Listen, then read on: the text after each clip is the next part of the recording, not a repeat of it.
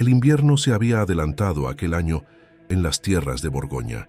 El viento descendía de las montañas como una voz antigua, rozando los tejados de madera y piedra, infiltrándose por las rendijas de las casas humildes, envolviendo los campos desnudos en una neblina espesa que parecía no disiparse jamás.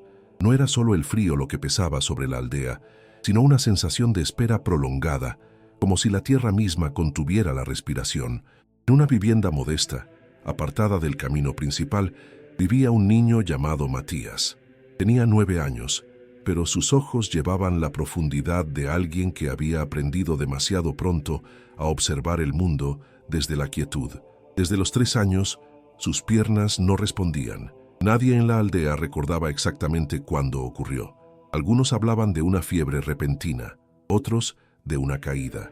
Lo cierto era que, desde aquel día, el cuerpo de Matías se convirtió en un territorio silencioso de la cintura hacia abajo. La cama donde reposaba era baja y estrecha, hecha de madera rústica. Desde allí, el niño veía el paso de las estaciones a través de una pequeña ventana. Observaba la nieve cubrir el suelo que nunca pisaba, el barro formarse donde jamás dejaría huellas, las flores brotar en primavera sin que él pudiera correr entre ellas. Aprendió a medir el tiempo no por los pasos dados, sino por las campanas de la iglesia y por el ritmo de las oraciones de su madre. Elena, su madre, era una mujer de manos ásperas y mirada firme. La vida no le había sido indulgente, pero su fe permanecía intacta, aunque marcada por silencios prolongados. Cada amanecer, antes de encender el fuego, se arrodillaba junto a la cama del hijo. No pronunciaba largas plegarias. A veces solo repetía el nombre de Dios, como quien se aferra a una cuerda invisible en medio de la tormenta. Matías la observaba en silencio. Jamás se quejó de su destino frente a ella. Temía que, si lo hacía, su dolor se volviera más pesado que su cuerpo inmóvil. Sin embargo, cuando la noche caía y la casa se llenaba de sombras, el niño cerraba los ojos y dejaba que una pregunta regresara una y otra vez. ¿Por qué mis piernas duermen mientras mi corazón sigue despierto? En un rincón del cuarto, casi olvidada, había una pequeña imagen de una mujer coronada, tallada en madera oscura. Era Santa Adelaida, aunque pocos en la aldea conocían su nombre. Un peregrino la había dejado años atrás, asegurando que aquella emperatriz había conocido el sufrimiento como pocos y que su vida era un testimonio de paciencia y fe inquebrantable. Elena había colocado la imagen allí sin comprender del todo su significado, pero algo en el rostro sereno de la santa la había conmovido profundamente.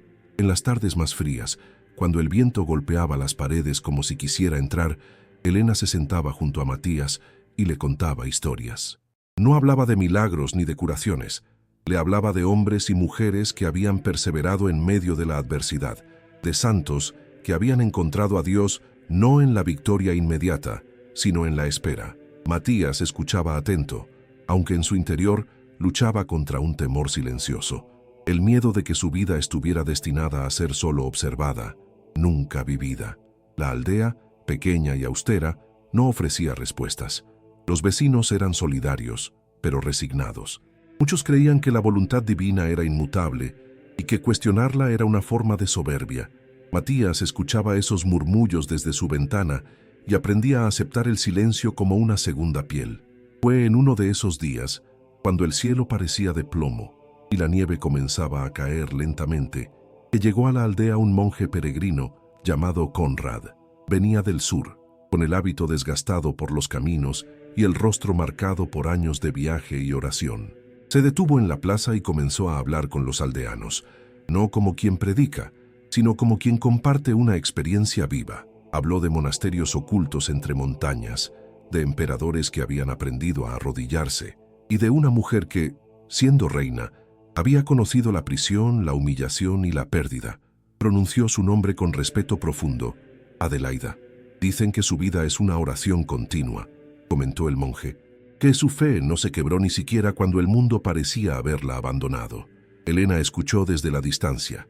Cada palabra resonaba en su interior como una campana que despierta algo adormecido. Aquella noche, al regresar a casa, encendió una vela frente a la pequeña imagen de la santa. No pidió un milagro, pidió claridad. Pidió valentía para no dejar que la desesperanza se instalara en su corazón. Matías observaba la llama temblar. Por primera vez, no sintió únicamente tristeza al mirar sus piernas inmóviles, sintió una inquietud nueva, una especie de espera distinta, como si el silencio que lo rodeaba estuviera a punto de transformarse. El monje Conrad visitó la casa al día siguiente. Se sentó junto al niño, escuchó su historia sin interrumpir, sin prometer nada. Antes de marcharse, colocó la mano sobre el hombro de Matías y dijo en voz baja: «A veces, Dios habla precisamente donde parece no haber respuesta». Cuando la puerta se cerró tras él, el silencio volvió a llenar la habitación, pero ya no era el mismo. Era un silencio cargado de significado, como la pausa antes de una nota decisiva en una melodía antigua. Matías miró nuevamente la imagen de Santa Adelaida. Sus ojos parecían reflejar una paciencia que no exigía, pero tampoco abandonaba. El invierno continuaba, implacable. Las noches seguían siendo largas. Las piernas del niño permanecían inmóviles. Sin embargo, algo invisible comenzaba a moverse en lo profundo de aquella casa humilde, una fe que, aunque silenciosa, se negaba a rendirse. La emperatriz que caminaba entre los que sufrían. El deshielo comenzó lentamente, como si la tierra dudara antes de abandonar el invierno. Los caminos seguían cubiertos de barro espeso y cada paso exigía esfuerzo y paciencia. Fue en ese tiempo incierto cuando Elena tomó la decisión que había madurado en silencio durante semanas. No habló de ella de inmediato. La guardó en el corazón como se guarda una promesa sagrada, temiendo que las palabras la volvieran frágil. Al amanecer de un día gris, envolvió a Matías en mantas gruesas y lo colocó con cuidado en una pequeña carreta de madera. El niño no preguntó a dónde iban. Había aprendido a confiar en los silencios de su madre. Sus ojos, atentos y profundos, observaban el cielo cubierto, como si buscara en él una señal que no sabía nombrar. El hermano Conrad los esperaba al borde del camino. Su presencia era discreta, casi austera, pero su mirada transmitía una calma que no provenía del mundo. No prometió sanación ni alivio. Solo dijo que el lugar hacia el que se dirigían estaba lleno de oración, y que allí vivía una mujer cuya vida había sido moldeada por la prueba. El viaje fue lento. Cada sacudida de la carreta hacía que Matías apretara los dientes, no por el dolor físico, sino por el temor de convertirse en una carga aún mayor. Elena caminaba a su lado, rezando en voz baja, con los labios casi inmóviles. El barro se aferraba a sus zapatos como si quisiera detenerla, pero ella continuaba, guiada por una determinación que no necesitaba explicación. A medida que avanzaban, el paisaje cambiaba. Los campos abiertos daban paso a colinas suaves y luego a senderos más estrechos, flanqueados por árboles desnudos que parecían testigos silenciosos del paso de los peregrinos. El aire se volvía más limpio, más quieto. Matías percibía algo distinto, como si el mundo comenzara a hablar en un lenguaje que su corazón entendía mejor que sus oídos. El monasterio apareció al final de una pendiente, construido en piedra clara, sobrio y firme, como una oración hecha edificio. No había signos de riqueza ni de poder, solo muros sólidos y una puerta abierta. Al cruzar el umbral, Matías sintió un silencio diferente al de su casa. No era un silencio vacío, sino lleno, denso, casi vivo. Fue allí donde la vio por primera vez. Adelaida, emperatriz, caminaba por el claustro con pasos lentos. Vestía un hábito sencillo, sin joyas ni ornamentos. Solo una pequeña cruz pendía de su cuello. Su rostro mostraba las huellas del tiempo y del sufrimiento, pero sus ojos tenían una claridad que desarmaba cualquier pretensión. No parecía una soberana, sino alguien que había aprendido a reinar primero sobre su propio dolor. Se detuvo al ver al niño en la carreta. No preguntó quién era ni de dónde venía. Se acercó sin prisa, como si ya los conociera. Sus manos, marcadas por el trabajo y la edad, descansaron suavemente sobre las mantas que cubrían a Matías. «¿Cómo te llamas?», preguntó con una voz baja, firme, sin solemnidad. «Matías», respondió el niño, sorprendido por la cercanía. Adelaida asintió levemente, como si aquel nombre tuviera un peso particular. Sus ojos se encontraron con los de Elena, y en ese breve cruce de miradas, la madre sintió que su historia había sido comprendida sin necesidad de palabras. Adelaida pidió que llevaran al niño a una pequeña capilla lateral. El lugar estaba iluminado por la luz tenue que entraba a través de una ventana estrecha. No había adornos, solo un altar sencillo y un crucifijo antiguo, desgastado por los años y las oraciones. La emperatriz se arrodilló en el suelo de piedra. El gesto sorprendió a todos. No había distancia entre ella y el sufrimiento que tenía delante. Cerró los ojos y permaneció en silencio durante largos instantes. No se escuchaba más que el leve crepitar de una vela y la respiración contenida de los presentes. Matías sintió una mezcla de temor y esperanza. Nunca antes alguien había permanecido tanto tiempo en silencio frente a él, como si su dolor mereciera ser escuchado con atención. Adelaida apoyó suavemente una mano sobre las piernas del niño. No hubo palabras solemnes ni gestos teatrales, solo un contacto sencillo, humano, cargado de una compasión profunda. En su interior, la emperatriz elevó una oración que no necesitaba ser pronunciada. Recordó sus propios años de encierro, la soledad de la prisión, la humillación de verse despojada de todo. Recordó cómo, en la oscuridad, había aprendido a confiar no en la fuerza, sino en la paciencia. Aquella memoria se transformó en intercesión. Elena observaba sin atreverse a respirar. El hermano Conrad permanecía en pie, con la cabeza inclinada, consciente de que estaba presenciando algo que no pertenecía al ámbito de lo visible. El tiempo pareció dilatarse. Matías cerró los ojos, no por indicación de nadie, sino porque algo en su interior lo invitaba a hacerlo. Sintió el peso de las manos de Adelaida y con él una quietud nueva. No era alivio ni dolor. Era una sensación desconocida, como si el silencio que había habitado su cuerpo durante años comenzara a transformarse lentamente. Cuando Adelaida retiró la mano, no dijo nada. Se persignó con un gesto humilde y se levantó con esfuerzo, apoyándose levemente en el banco más cercano. Sus ojos estaban húmedos, pero su rostro permanecía sereno. «Dios escucha incluso cuando no respondemos», murmuró, sin dirigirse a nadie en particular. Elena sintió que aquellas palabras se grababan en su alma. No había promesa explícita, no había certeza, solo una fe compartida sostenida en la espera. Matías volvió a ser colocado en la carreta.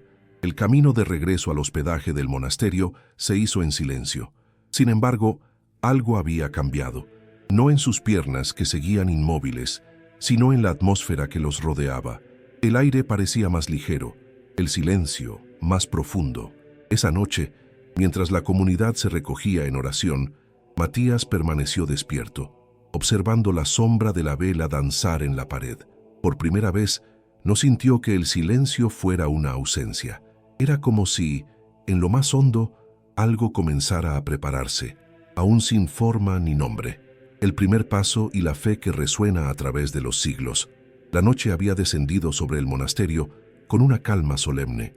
Las piedras antiguas, que durante el día absorbían el murmullo de los pasos y las oraciones, parecían ahora guardar secretos que solo el silencio sabía pronunciar. Una luna pálida iluminaba el claustro, proyectando sombras alargadas que se deslizaban como recuerdos sobre los muros.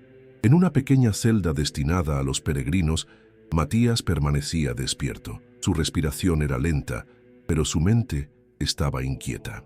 Sentía el cuerpo distinto, no con claridad, sino con una vaga intuición que lo mantenía alerta. No era dolor ni alivio, era una sensación profunda, como si algo dormido desde hacía años comenzara a moverse en un lugar donde nunca antes había habido respuesta. A su lado, Elena dormía sentada con la cabeza apoyada contra la pared. El cansancio del viaje y la tensión contenida habían vencido su resistencia. En sus manos aún sostenía el rosario, como si incluso el sueño no se atreviera a separarla de la oración. Matías miró sus piernas bajo las mantas. Durante años habían sido para él una presencia distante, casi ajena. Esa noche, sin embargo, no las sentía ausentes, tampoco plenamente presentes. Era una frontera indefinida, un territorio nuevo que no se atrevía a explorar del todo. En el silencio de la madrugada, escuchó pasos en el pasillo, lentos, firmes, conocidos. La puerta se abrió con suavidad. Adelaida entró sin anunciarse, acompañada por una lámpara de aceite cuya luz temblorosa dibujaba destellos dorados en su rostro. No parecía una emperatriz, parecía una madre que vela. Se acercó a Matías y se sentó junto a él. No habló de inmediato. Observó su rostro atento, expectante, y luego miró sus piernas cubiertas. «Esta noche has rezado sin palabras», dijo finalmente, con una voz tan baja que parecía no querer romper el aire. «A veces, esa es la oración más profunda». Matías no supo qué responder, solo asintió, sintiendo que aquellas palabras describían exactamente lo que había ocurrido en su interior. Adelaida colocó la lámpara en el suelo y apoyó ambas manos sobre las mantas a la altura de las piernas del niño. Cerró los ojos. No pronunció súplicas audibles. Su rostro se tensó apenas, como si reviviera memorias antiguas. La prisión, la humillación, la espera interminable. Todo aquello que había aprendido a ofrecer a Dios sin exigir explicación. Elena se despertó sobresaltada, pero al ver a la emperatriz permaneció inmóvil, con el corazón acelerado. No se atrevió a intervenir. El tiempo parecía suspendido. Matías sintió primero un leve hormigueo en los pies, tan sutil que pensó que era una ilusión nacida del cansancio. Luego, el hormigueo se transformó en calor, un calor lento, ascendente, que avanzaba como una corriente silenciosa. Abrió los ojos, sorprendido. Sus manos se aferraron a las mantas. «Madre», susurró con la voz quebrada. Elena se inclinó hacia él. «¿Qué ocurre, hijo?» Siento algo». Adelaida abrió los ojos. Su mirada no era de sorpresa, sino de atención profunda. Retiró lentamente las manos y permaneció observando, como quien contempla una semilla romper la tierra. Matías respiró hondo. El calor continuaba subiendo, atravesando músculos que nunca habían obedecido. Una emoción desconocida lo invadió, mezclada con un temor intenso. ¿Y si desaparecía? ¿Y si solo era un instante? «Intenta moverte», dijo Adelaida, con una serenidad que no imponía, sino que acompañaba. Matías cerró los ojos. Durante años había intentado mover las piernas sin resultado. Aquella vez fue distinto. No ordenó, no forzó, simplemente permitió.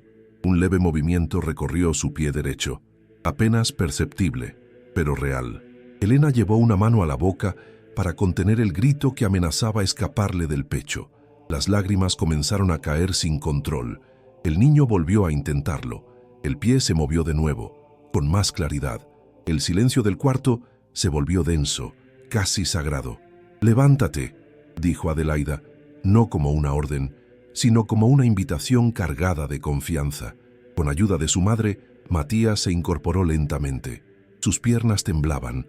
El miedo regresó con fuerza, como una sombra familiar. Durante un instante dudó.